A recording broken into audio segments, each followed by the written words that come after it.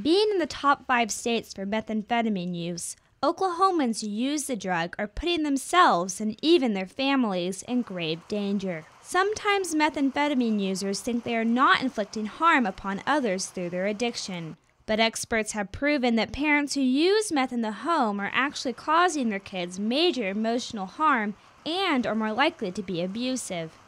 Children who come from meth homes are about 70% more likely to be sexually abused. Parents who use meth in the home are more likely to drug their own children. Sometimes we find that with babies, it's a good way to keep them quiet when you don't want them screaming and things like that. So they sometimes do. Sometimes it's just in the air, things like that. So we can do hair follicle tests and things like that to see if they've been exposed to it.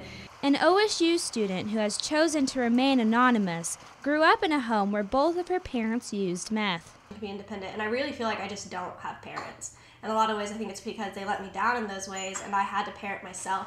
The state of Oklahoma is facing the problem of children in meth homes head-on this year with the development of the Drug and Endangered Children program. That is to hopefully lower the amount of children that have died in the custody of parents due to neglect or starvation, malnourishment, and even some fires that resulted in injuries.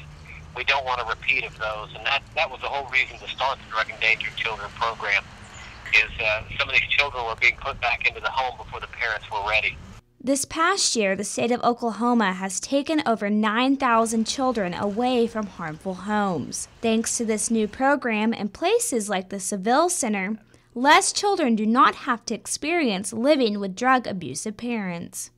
One of the kids who we talked to who grew up in a home where her parents used meth said that her mom, whenever she was using, would stay in her room for days. She would actually bar the door to her bedroom so that her kids could not get in. The OSU student we talked to says she even remembers her parents' drug dealer who would come to their home. I had a horrible vibe from him. He just seemed so sketchy and untrustworthy. I was like, why is he around me and my younger sisters? And I asked my dad who he was, and my dad said he was a doctor. So in retrospect, I guess he was supplying medication. Children are commonly found in meth homes. 72% of those homes, we identify children living inside. Either the children are there when law enforcement arrives to serve their warrants, or children's toys are present, or children's clothing identified in the home, even if there were no kids in there at the time. Though the war on drugs may never be over, Oklahoma is working hard to fight it, but especially to provide protection for children. For O State TV, I'm Nicola Pascal.